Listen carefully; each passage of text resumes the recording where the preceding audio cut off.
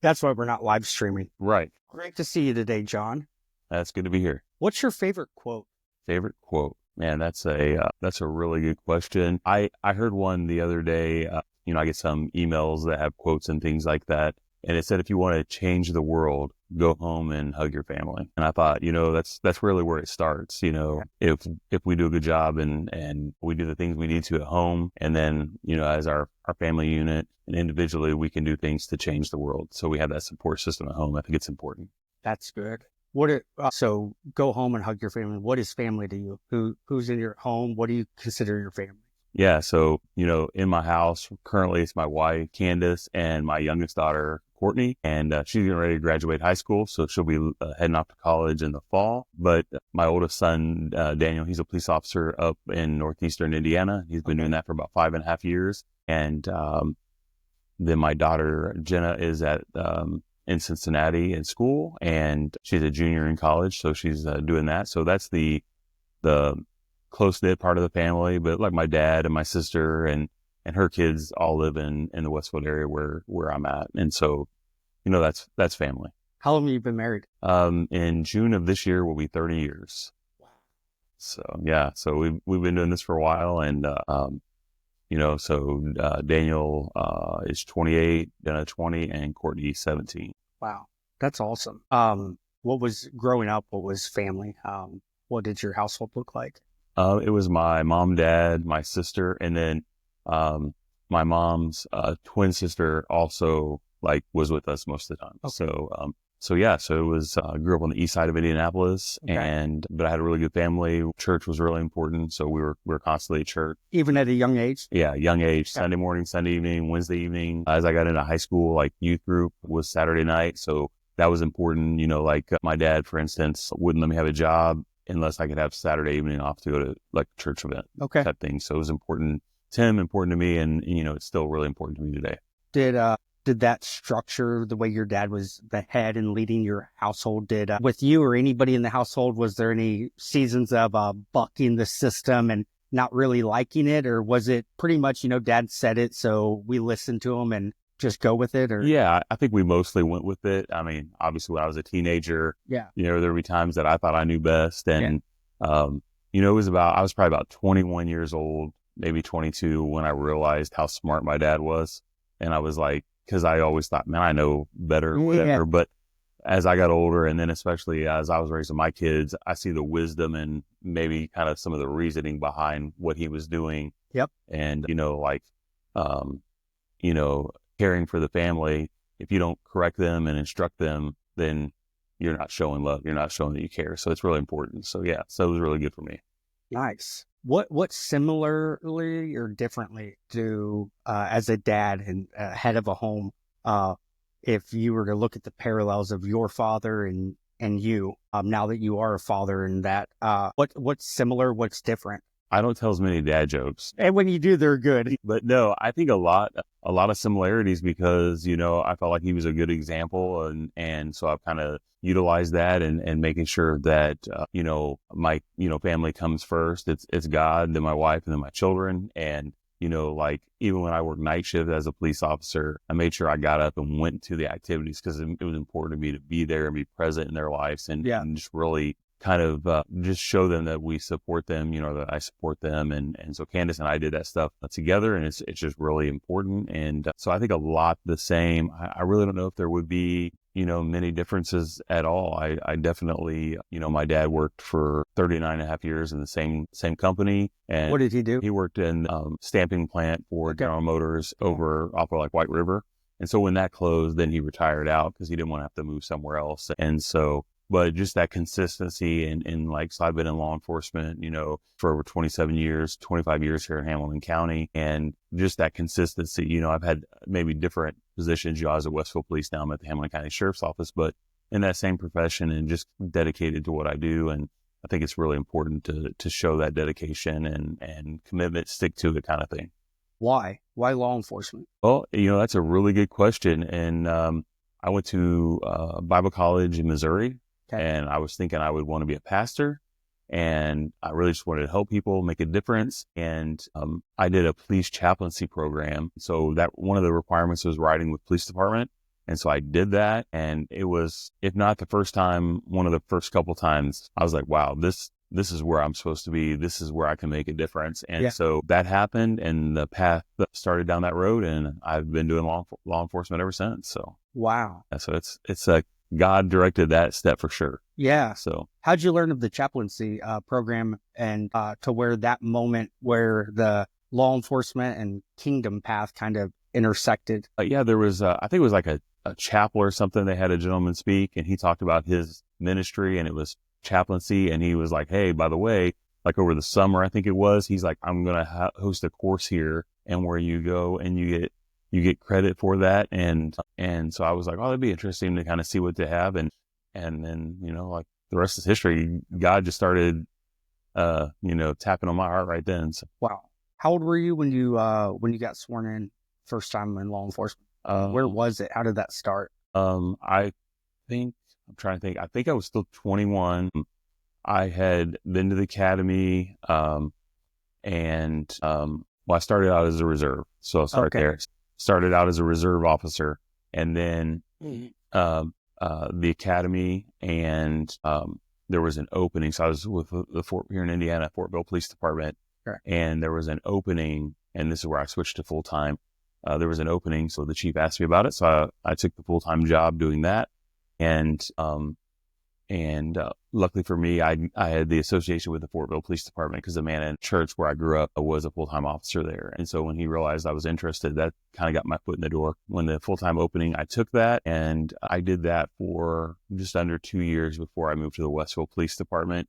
And part of that move was there was like a grant officer position, and the chief he was honest with me. He's like, I'm not sure that the town of Fortville is going to be able to sustain that position, so you might consider looking. So I did. They did keep the position, but by that time I'd already had the opportunity with the Westville Police Department, and I worked there, retired from there, went through the ranks as a patrol officer. I did DARE, I did drug recognition, crash reconstruction. Then I went through, I did training, sergeant, lieutenant, and then I was captain in patrol. And then I finished out my career there as captain of investigations. Again, God order steps. Dennis Quakebush was elected as the sheriff, and he started speaking to me, like he'd been through the primary, and it looked like the, obviously the November election was going to go well. And he talked to me, and when he was, won the election in November, he had been talking to me for a while, and, I felt like God was leading me there and opening a door. So I retired from the Westville Police Department. And now for just a little over 6 years now, I've been in the chief deputy role at the sheriff's office. So Dennis had me come on in that role. So God kind of stepped out. If you asked me 7 years ago if this would ever happen, I would not have seen it coming. So. Were you and Dennis friends, or did acquaintances, knew of each other, or what did that relationship look like? Yeah. So, we kind of grew up in law enforcement. I was on the Westville Police Department just a little bit before he, started like in dispatch, and then came out to the road. But, throughout the time, like we would have opportunities where I would be a supervisor, he was a supervisor, and we'd bounce ideas off of each other. And we really knew that, I knew he was a good Christian man. He had a strong work ethic, and that's what I did as well. Like when I came to work, it was time to work, and we were doing, what we're supposed to do, patrolling, making arrests, just doing whatever was needed. And we kind of gravitated each other because we're similar in a lot of ways. Yep. And so we would bounce ideas off of each other. And so when this opportunity came about, then I felt like it was a natural move. And it was one that, I prayed about, spoke with my wife, spoke to my pastor about, and just, really doing that. And, just a great opportunity, not just personally, but a great opportunity to be able to affect the men and women of the sheriff's office, and then the agency and how it interacts with the community. That's just a great opportunity. I'm thankful for that. Wow. And now you're running for sheriff? That is correct. Yes. So I'm running for sheriff, and the primary is May of 2026. And I'm just out now trying to build relationships and just meet more people and strengthen some of the relationships that I have, and just make sure that we have the right people in place. So when that time comes, that we'll be able to continue keeping Hamilton County safe, and that we'll be able to continue and build upon many of the things that we have done already and upon the history of the sheriff's office. Yeah. What led to that decision? What are some important ingredients in your life and your journey that this stepping out to be run for sheriff, put yourself out for all types of scrutiny, that just because you're seeking that role, Sure. No, that's something that really has not been a part of me in the past because I've always been the behind the scenes kind of person. I just want to make sure that I get the job done and make sure we're doing the right things and leading people in the right way. And so I had a kind of a pulling on my heart that we have a strong, Christian leader in the office right now that stands for the Constitution, Yep. Cares about people, wants to make sure this community continues to be one of the safest places in the United States. And I've just had a tug that I should be on continuing that and just making sure that that we continue to keep Hamilton County safe, make sure that we stay on the path that we're on, and then build upon it. I mean, there are some things that I would like to see us do as technology is advancing and different things like that. I want to make sure that we stay up with that and do some things like that. But ultimately, when it comes down to it, follow what God has, follow the Constitution, make sure we're protecting the rights of the people, and just ultimately keeping people safe. Like, I want people in Hamilton County to continue to be able to be on the trails, be in the parks, all the activities that we have, and be able to feel safe. And they can do that. And part of that is because we've been really strong on, law and order. Like we're really holding people accountable. And I think it's important that we do that. And some other places I think are perfect examples of, not what to do, or how not to act because they're not strong on law and order. They're not holding criminals accountable. And then it just becomes an ever increasing crime place or a place where crime is increasing. So I think we need to make sure we hold strong on that. The places that you're referring to that maybe don't hold people accountable and law and order is not the foundation of maybe the way that their city or town or county or state is structured. Do you have an understanding as to why? Is it just people want chaos or like in law enforcement, or do they see things differently and like why would it not be, if there's a right way to do it and a way that it shouldn't be done? Is it a difference in understanding or perspective, or what do you think? I'm not really sure why some people, feel that way. Like for instance, when we're holding people accountable, sometimes it just seems like people think that penalties are too harsh or, honestly, I feel like sometimes people don't want there to be consequences when they do something wrong or when a person does something wrong, and they want to just be able to it's going to be okay. They'll change. And we hope for that. That's why we have programs in the jail when people are arrested. And we hope that we utilize these services and training, education, opportunities to learn a trade, things of that nature. We want the person to be able to make a change. However, there has to be consequences. And I'm not really sure why some people don't do that.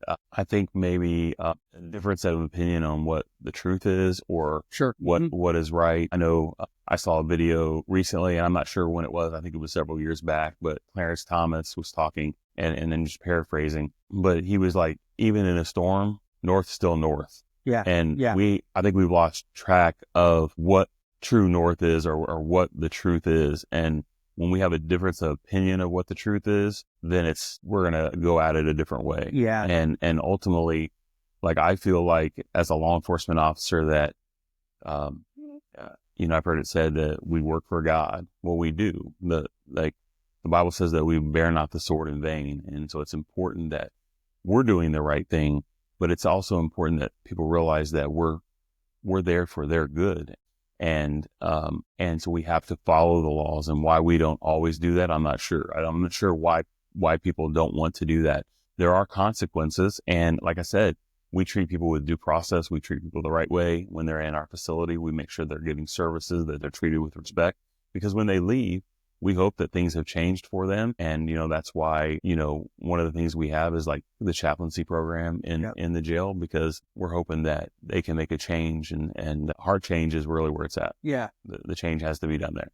Yeah. One of my good friends, Pastor Rashad, he talks a lot about your belief births your behavior. And, as pastors or as Christians or as parents or law enforcement or leaders, anything, there's a lot of behavior modification that we focus on, because when you try to modify the behavior so that at least around you or in your atmosphere, there's some sense of kind of order and structure and direction. But if the belief never changes, then the behavior will never be a changed behavior. It will always be a modified behavior. And when you get to know what somebody believes and really try to understand them and then help them see how their belief was either wrong or a limiting belief, and then break through that and bring truth to it, that truth will then and God will bring that increase. And then as that belief increases, the behavior changes, not because of behavior modification, but because the belief is different now. So because of that, you choose to behave differently. Yeah, absolutely. Like, I just think about with my kids, Yeah. like when they would do something that was wrong, I could tell them all day, or I could modify their behavior, but unless I took the time to try to explain to them and truly teach them why they need to follow and why they need to listen and why they shouldn't do what they're doing, unless they make that change, like you said, and they realize that and then make that change in their heart, they're going to keep doing the same thing. And I'm going to keep correcting them. But it's important that we do that. So until that person realizes, sometimes I think that's the issue. So I think, I'm not really sure. I just feel like, I do think it comes back to the truth. We have different versions of that today, it seems like. And then, just people don't want to be held accountable or have people held accountable or have consequences for what they do. And, that's a lesson. I used to do some of the teaching in the school as an officer and meeting with the kids, like at the 5th and 6th grade level. And, that's one of the things we taught back then was consequences. And I've been, 20 years ago, I was teaching this, and it's really important. Consequences are results of something you do or choose not to do. And so there are consequences. And so we have to hold people accountable on that. So talking about law enforcement a little bit, John Lowe's is sheriff, or John Lowe's is chief of police, or John Lowe's is superintendent of the state police, or maybe even on a national level, whether it be, director of FBI or CIA or something. What's that common thread that would be present in any of those roles because it's John Lowe's in that position? And then what are the things that would maybe be more important to you or less important to you in the different roles, because it's each role has different responsibilities? So sure, I think the main thing that would be consistent through that is just principles, like living on the principles, standing for what I believe in and making sure I follow that. I think you have to know what you believe and what's important. Like I said, that my faith in God is very important. My family is of utmost importance. So I think of things like when I make a decision or an action, sometimes guys look at me like I'm crazy, but I talk about the newspaper and they're like, what's a newspaper? But I'm like, when the newspaper comes out, if I'm on the front page or if I'm on the online, if I'm in the front, how's my family going to feel about that? If I take this action, like am I going to be a kind of a source of pride, or is it going to be a source of like, wow, I can't believe my dad did that. So, it's important that we do that. And also like a gut check, like, I've always told my son and my daughters, when you're about to do something, if you feel like it could be wrong, like something's not right, then maybe you should take a step back and think about it, pray about it, and do that. And so I think the principles, the convictions, and it's really important that, I'm not going to betray that. Like, I'm going to do the right thing, no matter what the consequences. If I know it's the right thing to do, then I'm going to do that. Whether it means people disapprove or whatever it may be, I'm going to do the right thing. And that's really important to me. And then I think beyond that is caring about the people that work with me and also that we're serving. I think it's really important that we do have to really care about the people. And, I've heard it many times, and I know I'm kind of doing things that other people have said, but like, people don't care how much you know until they know how much you care. Yeah. And so like, if the people don't know, and that's why in my role, and I think I've always been that way, that I fight for the people, whether it's for their benefits or, whatever it may be, that a better work environment, because I want them to know that I care about them. And then obviously the people that we're serving, I want us to give 100% so that they know that we are here for them. And, that's why, like at the sheriff's office, that we have like an internal affairs or complaint system, because if we're doing something that people think is wrong, maybe we're doing the right thing, but maybe the policy needs adjusted, or maybe we just need to explain, or maybe it's something that we did is not right. And, we have to correct that behavior. And so maybe you meant well, but the way it was perceived or how it was experienced. Right. Absolutely. Yeah. And so we got to make sure that we're always striving to do better. And I think that's one of the ways that we can let the people know that we care about them, is that we are striving to do the right thing and we're willing to make those adjustments when we need to. Yeah. Talked about that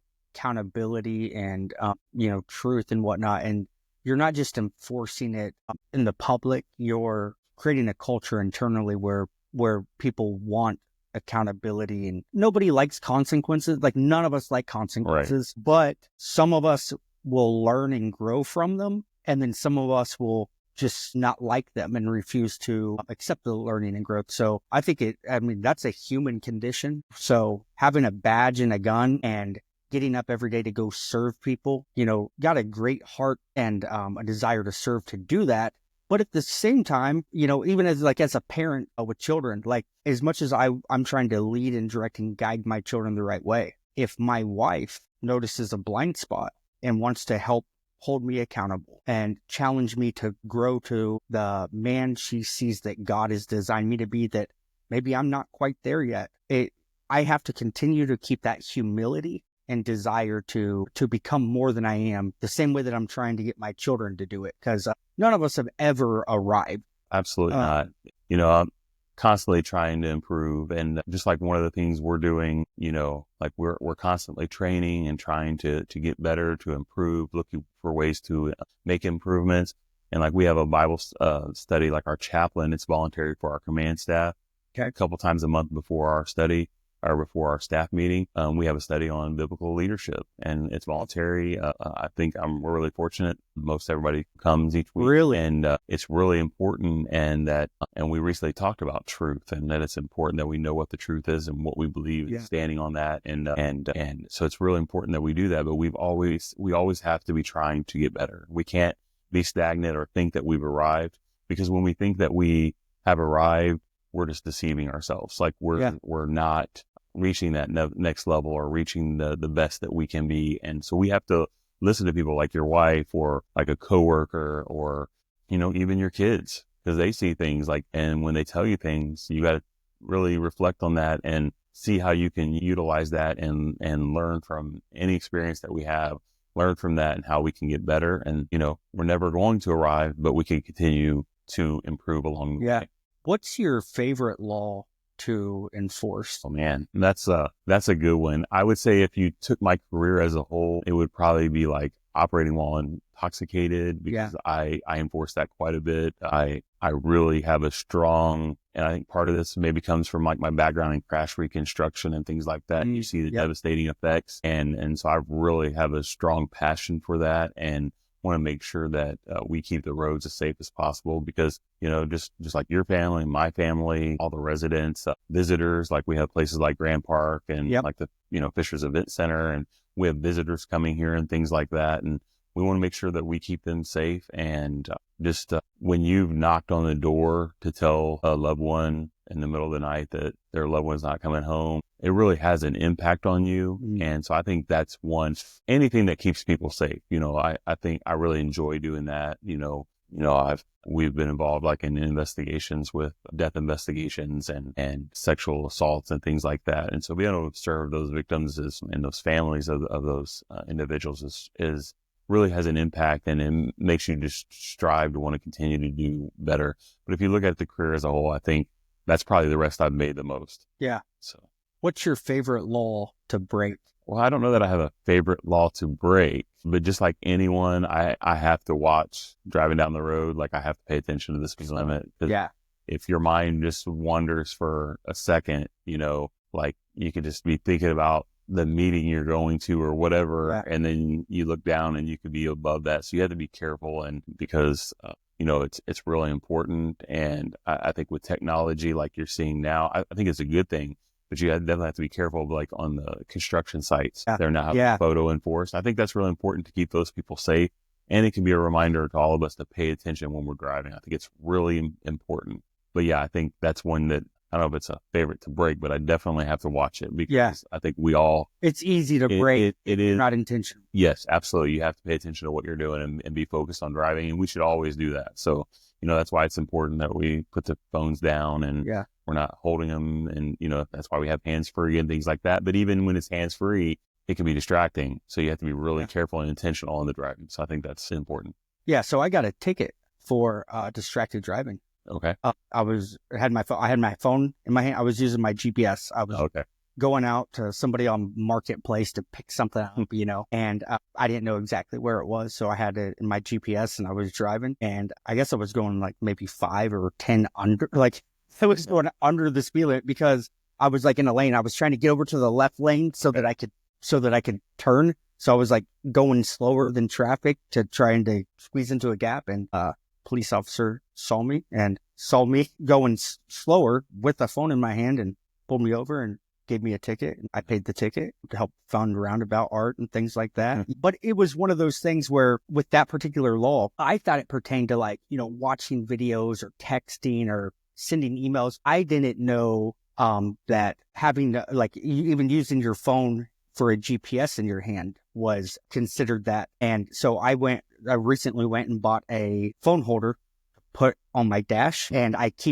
just keep my phone in it now. So if I have a GPS or what on it, like, cause I'm terrible with direction, I use GPS to go everywhere. But yeah, it's important just to be hands-free, not be distracted. I mean, and it's not just the phone, just messing with like the dial, the buttons on your dash or whatever, or the push buttons or whatever, anything like that can be distracting.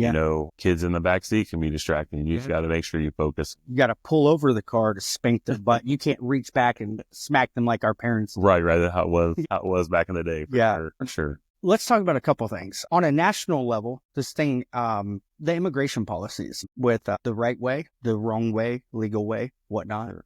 That's one of the things that I feel like over the past, I'd say 8 years at least, you start hearing about build the wall. So which kind of creates like people interpret things different ways. Sure. So there's some people that are for it, some people that are against it. Whether there's a lot of clear communication and an understanding on both sides or not, I don't know if that's there, but there's definitely opposing perspectives that each side I believe in their heart believes that they're right for whatever reasons. And then, so it kind of started there. And then these past 4 years or so, it's no longer been a perspective of building the wall or not. It's been a perspective of the amount of people and the means of what they've been coming into the country. And now here we are in a spot where it's, okay, now fixing a problem of a previous, like, it's like evolved just in my time. Like it's evolved from like, we need to do this so this stops and doesn't happen.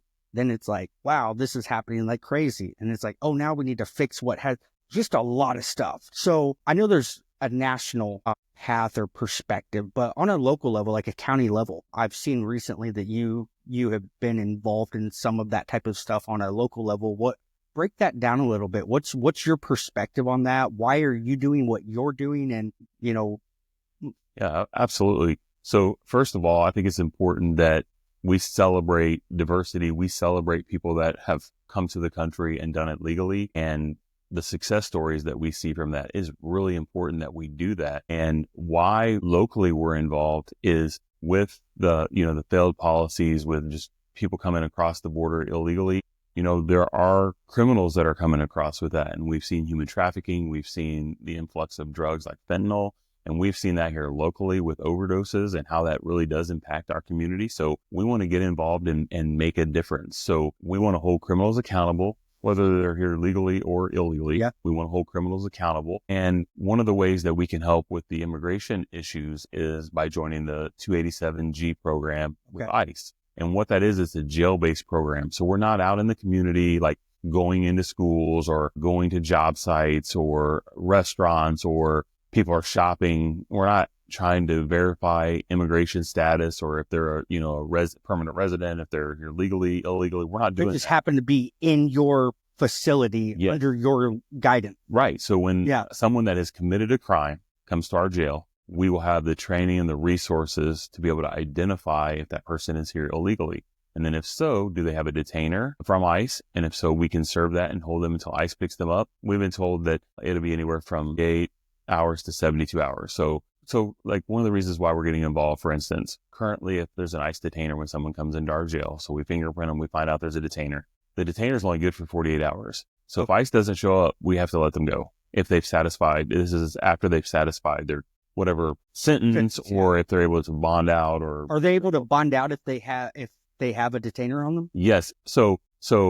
Well, let me rephrase that. So if they will have satisfied their time here in Hamilton County, if they could bond out, or if they would be eligible for pretrial release, then at that point, that detainer kicks in, and there's 48 hours. And if they didn't show up, then we would have to let them go because they'd be eligible to get out without any other reason to hold them. Or sometimes what happens is they may not have a detainer, but they go through the process, and let's say they get pretrial release, and then ICE learns of the arrest because we notify them when we make arrests, but they have to process all this. Like, you imagine there's 92 jails in Indiana, so they're going through any of this, and then, 50 states. So there's, a ton of things that they're having to do. Is 92 an average? So when we take 50 states, is 92 a high amount or a low amount? I think it's pretty high. There are some a little bit more, but then there are other states like Arizona that have huge counties, and there's only, just in the teens, I think. So, so it's but there's still a lot of jails that they're dealing with that. And so someone gets released, and then ICE reaches out and it's like, hey, we want this person. And we're like, yeah, we already let them go because we didn't know. There was no notification. This way, by getting our officers trained,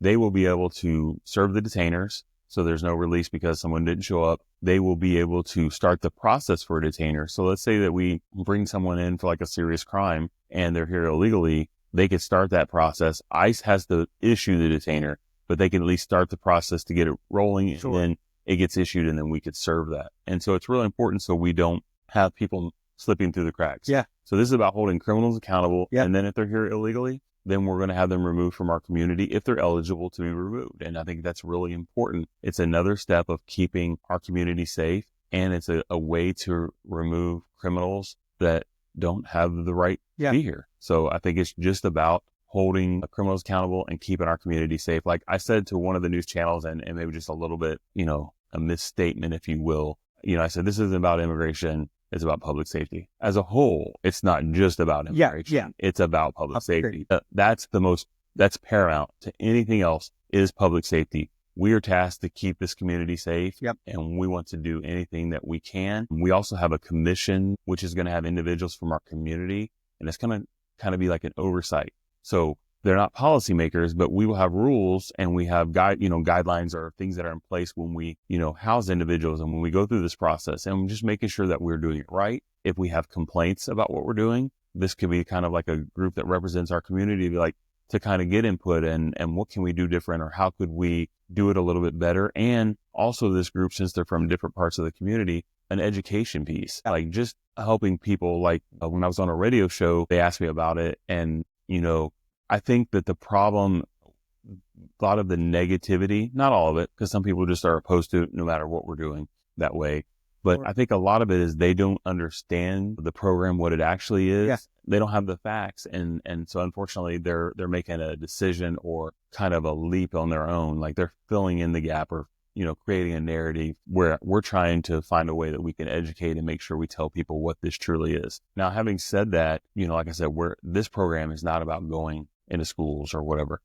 Yeah, you're not like a task force going and hunting people. Absolutely not. You're simply equipping people in the jail to begin part of the ICE kind of like administrative process so that they don't you're just essentially learning how to start the administrative process that ICE would need to starting that process and make sure people don't slip through the cracks. It's really important. Just like though with any federal agency, if they came to the sheriff's office and said, we are looking for this violent criminal, sure, we're going to go help them. Yeah. But it's not about going out. Let's say dog the bounty hunter. No, we're not going out the bounty hunter. We're not hunting people down like that. Now, obviously, if they have a warrant for a serious crime or something like that, yeah, we're doing that. And if they happen to be here illegally, that's just part of it. Yeah, that has nothing to do with whether they're American, a legal immigrant, or an illegal immigrant.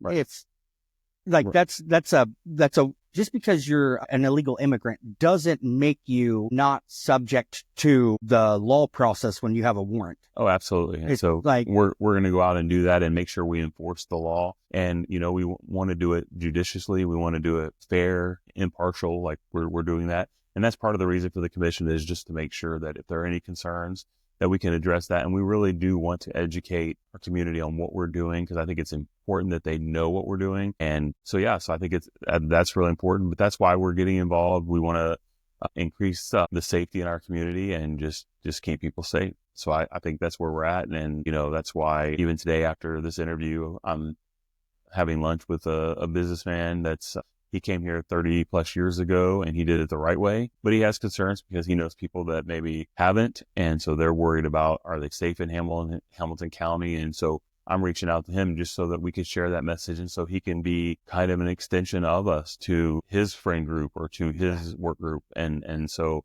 it's important that we do that. We want to make sure we share that message. This is about public safety. Yeah. When I look at the whole my immigration thing, the people that my heart kind of like feels for and hurts the most for is honestly the legal immigrants, because whether it be their first generation or second generation, right? I'm friends with a lot of people who their family had come here and they know what life was like fleeing and getting here and the process and the journey. And when you come to a community, like I'm big about community. I think that community is all about relationships and friendship and like knowing people, and it's a sense of like camaraderie and actually like appreciation for the people that are part of the community that you're part of. And people who were born here or not born here add something unique and different to it that makes it the amazing thing that it is. But there's a lot of people that will like profile or stereotype people, right? So like, I think of like, if me and my family years ago had moved to Africa or something like that, and we became part of that community and like a sense of belonging and like, this is our home, like it feels like our home, right? And not everybody looks the way we do, but they've still chosen to accept us and to get to know us and know that like we have common values, common principles, and like, we're working together to co-elevate each other and contribute to that beautiful community in Africa, right? Right. As we're living that out and doing that, some policies change or somebody else takes over as the head of Africa or whatnot. And all of a sudden, there are a whole lot of people that look like my family coming in, and a lot of them maybe you're trying to disrupt order or create problems or create issues. Just because that country has allowed that to happen, I now would maybe be, just because I'm white, start getting looks or people maybe be more standoffish. It's almost creates a problem for people who have made that community, that state, that country, that place home, and have been valuable contributions to it and to the lives of everyone. And then when it just kind of like muddies the whole process. Yeah. I was just gonna say, like with 9/11, during that time when like the planes hit the Trade Center, like and it's like all these feelings of like, during that time, there are people who have been here, living here, adding to the community, even in like a place like New York, so many different, and all of a sudden, because of the wrong thing that happens from the wrong people who on the outside look like you start feeling less safe and welcome in the place that you're at. And to me, that's how I feel with this whole thing, is like my heart hurts most for those who associated with that when they're not that. And it's like, right. I get what you're saying. Like, I don't want to speak for anyone in that situation, but like they live safe in this community, and then maybe some people have come in and made it unsafe or something like that. It can definitely be a burden on them and potentially make them feel like they're not welcome in their community, because there are some people that are doing things that aren't welcome, like they're doing things that are wrong or criminal. And, I think of it as a situation like let's say we have 100 people that live in a community and 5 people are doing the wrong thing. We focus on the 5 people doing the criminal activity, and we arrest those individuals with the idea of removing them from that area, and then that restores the order and it restores the feeling of security or sense of security in that area. And really that's kind of what this program is doing. Like when people are committing crimes and they come to our jail, they're held accountable, and then if they're here illegally, they're removed, and hopefully we restore that order into whatever area where the people that are doing the right thing, they're just trying to go to work every day, they're trying to raise their kids, send their kids to school, that they can feel safe with that. So, that's why we have to focus on the laws and doing what's right so that we can protect the rest of the community. I think it's really important on that. So Yeah, I feel like if I was a legal immigrant, the last place I would want to live and on the planet is a sanctuary city. It's like that would be the one place I would want to get out of, because it's, it's the one place where it's like, wow, this is the place where I could probably most quickly or easily, get in trouble for something that I didn't do. sure. And it's like, I feel like we all want a sense of security, like wherever you're from, like we all want a sense of security, but there are people who want a sense of chaos and disruption and disorder, and they want to run it for everybody. And that's to me, I mean, I do believe some people have come here probably illegally, that are coming here because they're hoping for a good thing, not a bad thing, but Right. they're doing it the wrong way. Right. And then there are others who come here illegally because it's that access without accountability and without consequences, so that they can breed chaos. Yeah, absolutely. I think when we start picking and choosing which laws we're going Yep. to follow Yes. or enforce, Yep. we're starting down a bad path. Like, people know we have laws and then we enforce them, then I feel like they're more likely to, follow all the laws. Yeah. As Yeah. opposed to like, well, maybe they won't enforce this one too, or Yep. maybe we should talk about it and maybe we'll just stop enforcing this law. Well, I think it's a slippery slope, and we got to make sure that we enforce all of the laws, and that people understand that the laws are there for a good reason. It's for their safety. It's for the community to run smoothly, and that to avoid that chaos. Yeah. So I think it's really important. If you weren't in law enforcement, would you be in ministry?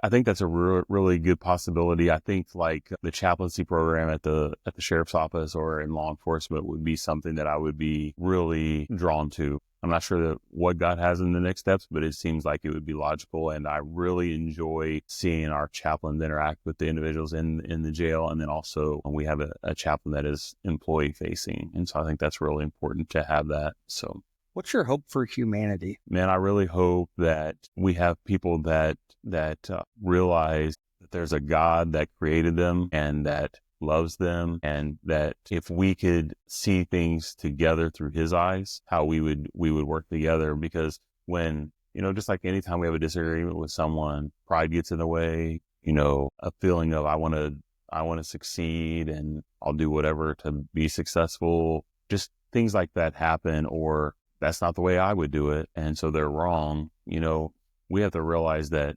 we are God's creation. So we are all created like, equally, we're all in God's eyes. We are his children. And, man, I would never treat my sister the way I see people treat each other. And so if we could see each other through God's eyes and see that he loves us, that, but you have to understand that he's a just God. So we have to do what is right. We're fortunate that he has mercy too. We'd all be in trouble Yeah. but if we could see things through God's eyes and not through our own, if that lens could be God and his goodness, and God and his greatness, if we could see things through that, through his mercy, through his love, I think that it could make a big difference. So I really hope that, I don't want to use the word revival, but I hear some people talk that, but a change. If we could really have a change, because if we get back to a point where we all see north as north and we have that same agreement, then I think it'll be easier to get along. I think it will be easier to, deal with situations, because if we're always heading to north and we know where north is, I think we're all going to work to get there. But it's really difficult that we do that. So it's important that we see things through God's eyes, I think. Yeah. I think relationship with one another is the key that opens that door. I agree. There's a few things where like you can have opposing perspectives about all types of different things, but when you have friendship with somebody, sometimes friendship is what opens the door and allows you to discover and change the way you believe or feel about certain things, because you're being invited into an opportunity to evolve. You're not being forced to accept something that you don't quite yet understand. You know what I mean? Right. What's your greatest piece of advice from that? You got a microphone in 5 seconds and the whole world pauses, and you get to share a piece of advice with humanity. What do you tell them? Well, I didn't come into this today us talking about it, but you asked me about that quote. Honestly, man, just go home and take care of your family. And because from that, you're supporting the unit is supporting each other, and you as a family unit can make some changes. And then individually, as like my kids go out into the world, they know that they have that support. They know they have that love. So I think that it's important. So, and then just like you said about humanity, just love God and love each other. Like take care of each other. Like you do have to stand up for what's right, and you have to know what that conviction is, and you have to stand on that. But you can do it in a loving way, and so it's important that we do that. Yeah. And then for anybody that just in the community that doesn't know you or does know you or just whatever, what do you have to share with people in terms of like your vision for the future if you do become sheriff, and what is your hope and for your experience and their experience as being a Hamilton County resident? Well, I think it's important that we keep Hamilton County safe, and everybody that lives here knows that we're going to do it working together. We're going to respect people's constitutional rights. We're going to treat people fairly. And while we're enforcing the law, we are going to hold criminals accountable. So I think that's important. But I think doing it together is really important, that we're going to work together because this is our community. Yeah. It's not just the sheriff's office or not just the local police department or the local city. It's our community together. And so we're going to work together to do that. So constitutional, standing upon that, we're going to put resources in and utilize technology to try to get people that are like exploiting children and that are preying on some of the most vulnerable individuals in our community. We're going to hold them accountable and keep kids safe. And we are going to just work together to keep the community safe. Like, I love Hamilton County, and I know that most of the people that live here do, some people that just moved here, they're going to learn to love it because it's a great place. Yeah. And so it's really just a great community, and we're going to work together to keep it safe. Awesome. Well, that's pretty much all I have. I just wanted to,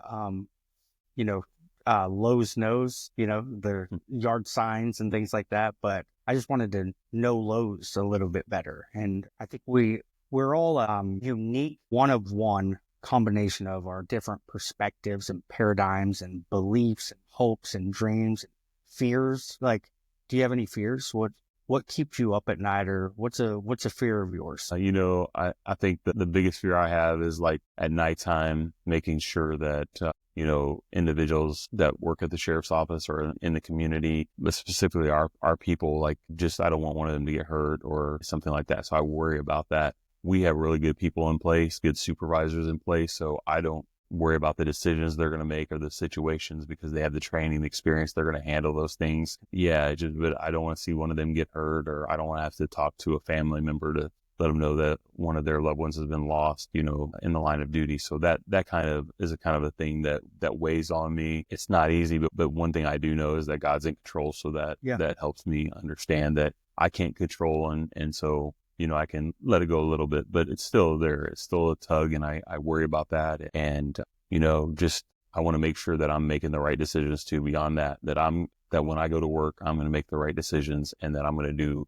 do things the right way with the right heart, with the right reason, and realize this is so much bigger and not even about me. It's about the community. Yeah. And so it's really important. So those are the kind of things that I think. So we're really fortunate though, that we have the resources, we have the training, we have the right people to do the job. So we're fortunate that way. And personally in your life, are there any voids or gaps, anything that you need? People, friends, mentors, collaborators, champions? What could you always use more of? I think it's just that people that want to, maybe the word champion, you said, like when we have a cause, that's willing to get out there and help us do that. Because in law enforcement, one thing that I feel like we could do better is we always see the negative things, but we need to just share the positive things that we're doing, because we're doing so many good things. So people to do that, and because I know there are a lot of people that support us, so just tell your friends about it and share the positive interactions that you've had, and just really build up the officers that you see out on the street. Like, thanks for what you do, those kind of things. And most of them don't do it for that. Yeah. But it doesn't. It can really be a pick me up when you've just been on a serious call or something like that. Or maybe you didn't feel like the people you were helping realized that you were trying to help them. Yeah. And then you got somebody that's like, hey, I see what you're doing. I see you. And I think that's important and relative. So. Yeah. I mean, I don't parent to hear the thank you. You're the best in the world. But when you hear it, It makes a difference. it does. We Yes. we all need a reminder that what we're doing sometimes matters, even though even though we know it, but we're human beings, and just to feel it from somebody. Absolutely. It's important. So I just want to say thanks for having me here today. It's been a pleasure. I really like what you're doing with Synergize and the slogan relationships over everything. And I think it's really important that, people know that you care about them and that we really need to encourage each other and build each other up and not tear each other down. So thank you. Keep doing what you're doing. And I really appreciate it. And thank you guys all for taking the time to listen and sit down and talk to John Lowe's and learn more about the man he is. And you'll see the yard signs and a lot of campaign stuff coming up. But it's always awesome to get to know people behind the public. There's different levels. You've got public, then you've got social, then you've got personal, and then you've got like transparent, and then you've got the divine. And only God knows us truly, fully on the divine level. And our wives, kids, some of those closest to us get a more transparent look into it. And then I think we all need a little bit more of a a personal depth of relationship with one another. So my hope is that with these video interviews and conversations, we get to know each other a little bit more on a personal level, and where we can build trust and relationship and learn how to support and encourage and champion and love one another better here in Hamilton County. Absolutely. Thank you. Thank you. Hey, bro. That was awesome. Oh, good. That was really good. Okay, good deal, man. Good to see you. Sorry to run. I think I went a little bit long. I get to keep talking.